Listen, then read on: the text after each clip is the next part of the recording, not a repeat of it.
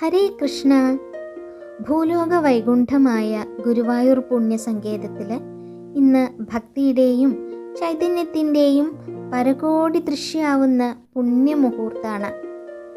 അഖിലാണ്ടകോടി ബ്രഹ്മാണ്ട നായകൻ ഭക്തവത്സലനായ പൊന്നു ഗുരുവായൂരപ്പൻ ശ്രീലകത്ത് ഉച്ചപൂജയ്ക്ക് ശേഷം സർവാലങ്കാര വിഭൂഷിതനായിട്ട് ദർശനം നൽകി. ഭക്തമനസ്സുകളിൽ ആനന്ദാശ്രുക്കൾ നിറയ്ക്കുന്ന ഈ സുദിനത്തിൽ ഭഗവാൻ ദശാവതാരങ്ങളിലെ ഏറ്റവും ശ്രേഷ്ഠവും ശാന്തവുമായ രണ്ടാമത്തെ അവതാരമായ കൂർമാവതാര രൂപത്തിലാണ് ഇന്നത്തെ അലങ്കാരം. പ്രപഞ്ചത്തിൻ്റെ നിലനിൽപ്പിനാധാരമായ ആ ചൈതന്യ വടിവിനെ മനസ്സാ വാച കർമ്മണ നമുക്ക് പ്രണമിക്കാം. ശ്രീലകത്തെ നെയ്വിളക്കുകളുടെ പ്രഭയിൽ ശോഭിച്ചു നിൽക്കുന്ന ആ വിഗ്രഹം കാഴ്ചക്കാരൻ്റെ കണ്ണുകളെ ഈറനണിയിക്കുന്നതാണ്. ചന്ദനവും കളഭവും കൊണ്ട് അതിമനോഹരായി വിഗ്രഹത്തിൽ അലങ്കാരം ചാർത്തിയിരിക്കുന്നു. ഭഗവാന്റെ ദിവ്യരൂപത്തിൻ്റെ അരയ്ക്ക് കീഴ്പോട്ട് കൂർമ്മത്തിൻ്റെ അഥവാ ആമയുടെ രൂപത്തിലും അരയ്ക്ക് മേൽപോട്ട് ചതുർബാഹുവായ മഹാവിഷ്ണുവിൻ്റെ രൂപത്തിലുമാണ് ചാർത്തിയിട്ടുള്ളത്. താഴെ കൂർമ്മരൂപത്തിൻ്റെ പുറന്തോട് ചുവന്ന പട്ടുതുണികളും മനോഹരമായ വരകളും കൊണ്ട് യഥാർത്ഥ ആമയുടെ തോടിനോട് തന്നെ തോന്നുന്നത് പോലെ തന്നെ അതിന് സമാനമായി പുനഃസൃഷ്ടിച്ചിരിക്കുകയാണ്. കൂർമ്മത്തിൻ്റെ 4 കാലുകളും വളരെ കൗതുകമുണർത്തുന്ന രീതിയിൽ ചന്ദനത്തിൽ ഇങ്ങനെ തെളിഞ്ഞു നിൽക്കുന്നുണ്ട്. മുകൾ ഭാഗമാവട്ടെ സർവചരാചരങ്ങളുടെയും അധിപനായ ജഗന്നാഥൻ സർവ ഐശ്വര്യങ്ങളോടും കൂടി ഇങ്ങനെ വിരാജിക്കുകയാണ്. കൂർമാവതാര രൂപത്തിൻ്റെ ആത്മീയ പൊരുൾ എന്താണെന്നറിയോ? പാലാഴിമഥന വേളയിൽ മന്ദരപർവ്വതം താണുപോയപ്പോൾ അതിനെ താങ്ങി നിർത്താൻ ഭഗവാൻ എടുത്ത രൂപമാണ് കൂർമാവതാരം. നമ്മുടെ ജീവിതമാകുന്ന സമുദ്രം പ്രതിസന്ധികളാൽ മഥനം ചെയ്യപ്പെടുമ്പോൾ മനസ്സാകുന്ന പർവ്വതം താഴേക്ക് പതിക്കാതെ കാത്തു രക്ഷിക്കുന്ന പരമാത്മ സത്യമാണ് കൂർമാവതാരമൂർത്തി എന്ന് പറയുന്നത്.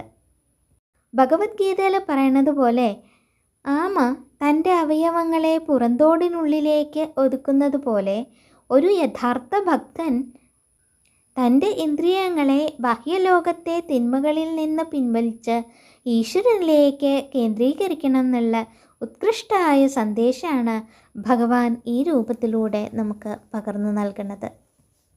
ഏത് വലിയ ആപത്ഘട്ടത്തിലും അഭയം പ്രാപിക്കാൻ നമുക്ക് ഈ ഗുരുവായൂരപ്പൻ മാത്രമാണ് ഉള്ളത് എന്ന പരമമായ സത്യമാണ് നമുക്ക് പറഞ്ഞു തരുന്നത്. മഹാപ്രഭുവിൻ്റെ ചതുർബാഹുക്കളിൽ ശംഖ്, ചക്രം, ഗദ, പത്മം എന്നിവ ദിവ്യമായ ശോഭയോടെ വിളങ്ങുന്നുണ്ട്.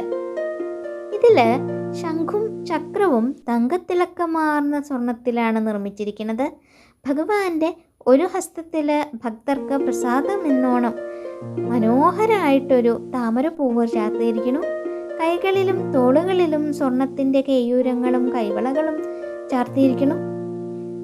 ഭഗവാന്റെ തൃക്കഴുത്തിൽ അതിമനോഹരമായ മാങ്ങാമാലയും അതിനോട് ചേർന്ന് വളയം പോലുള്ള മാലയും ചാർത്തിയിട്ടുണ്ട്. ഇതിനിടയിൽ നെറ്റിയിലും നെഞ്ചിലും ഒക്കെ ആയിട്ട് ചന്ദനത്തിൽ തീർത്ത ഗോപി തിലകവും സ്വർണ്ണ തിലകങ്ങളും ഭഗവാന്റെ രൂപത്തിന് മാറ്റുകൂട്ടുന്നുണ്ട്. ആ തിരുമുഖത്ത് വിരിയുന്ന മന്ദഹാസം കൺകുളിർക്കെ കാണുന്ന ഏതൊരു ഭക്തൻ്റെയും സകല ദുഃഖങ്ങളും ഒഴിഞ്ഞു പോകുന്നതാണ്. ഭഗവാന്റെ ശിരസിൽ ചാർത്തിയിരിക്കുന്ന പൊന്നിൻ കിരീടത്തിന് മുകളിലായിട്ട് 2 പ്രധാന തിരുമുടിമാലകളാണ് ചാർത്തിയിട്ടുള്ളത്. അതിലാദ്യത്തത് വെളുത്ത പൂക്കൾ കൊണ്ടും കുങ്കുമവർണ്ണമുള്ള തെച്ചിപ്പൂക്കൾ കൊണ്ടും ഇങ്ങനെ ചേർത്ത് ഇടകലർത്തി ചേർത്ത് കെട്ടിയിട്ടുള്ളതാണ്. രണ്ടാമത്തെ തിരുമുടിമാല എന്ന് പറയുന്നത് വെളുത്ത പൂക്കൾക്കൊപ്പം ഭഗവാന് ഏറ്റവും പ്രിയപ്പെട്ട തുളസീദളങ്ങളും താമരപ്പൂക്കളും ചേർത്ത് വെച്ച് കെട്ടിയുണ്ടാക്കിയിട്ടുള്ളതാണ്. ഭഗവാന്റെ കഴുത്തിൽ 2 വലിയ ഉണ്ടമാലകൾ ചാർത്തിയിരിക്കുന്നു. അതിൽ ഒന്നിൽ തെച്ചി, തുളസി, വെളുത്ത പൂക്കൾ എന്നിവയുടെ സംഘമാണ്.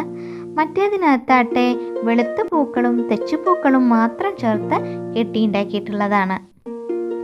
ഇതിനൊക്കെ പുറമേ ആയിട്ട് ശ്രീകോവിലിൻ്റെ വിധാനമായിട്ട് അല്ലെങ്കിൽ മേലാപ്പായിട്ട് തുളസിയും താമരയും മാത്രം ചേർത്ത് വെച്ച 6ഓളം ഉണ്ടമാലകൾ തൂക്കിയിട്ടിട്ടുണ്ട്. തുളസിപ്പൂക്കൾ മാത്രമായി കോർത്ത പ്രത്യേക മാലയും ഇതിന് താഴെയായിട്ടിങ്ങനെ ചാർത്തിയിരിക്കുന്നു. ചെവികളിലെ ചെവിപ്പൂക്കളും നെറ്റിയിലെ സ്വർണ്ണഗോപിയും അണിഞ്ഞ് കരിമണി വിളക്കുകളുടെ പ്രഭയിൽ വിരാജിക്കുന്ന നമ്മുടെ കൂർമാവതാരമൂർത്തിയെ മനസ്സിൽ അങ്ങോട്ട് ധ്യാനിക്കുക. നമ്മളെ ഏത് വീഴ്ചയിൽ നിന്നും താങ്ങി നിർത്താൻ ആ തൃക്കൈകൾ സദാ സന്നദ്ധമാണ് എന്ന് മനസ്സിലാക്കി പൂർണ്ണ സമാധാനത്തോടെ ജീവിക്കുക. ഭഗവാന്റെ തൃപ്പാദങ്ങളിൽ നമുക്ക് സർവസ്വവും സമർപ്പിച്ച് പ്രാർത്ഥിക്കാം. ആ കാരുണ്യക്കടലായ ഗുരുവായൂരപ്പൻ്റെ അനുഗ്രഹത്തിനായി നമുക്കൊന്നിച്ച് ഉറക്കെ നാമം ജപിക്കാം. നാരായണ നാരായണ നാരായണ കൃഷ്ണ ഗുരുവായൂരപ്പ.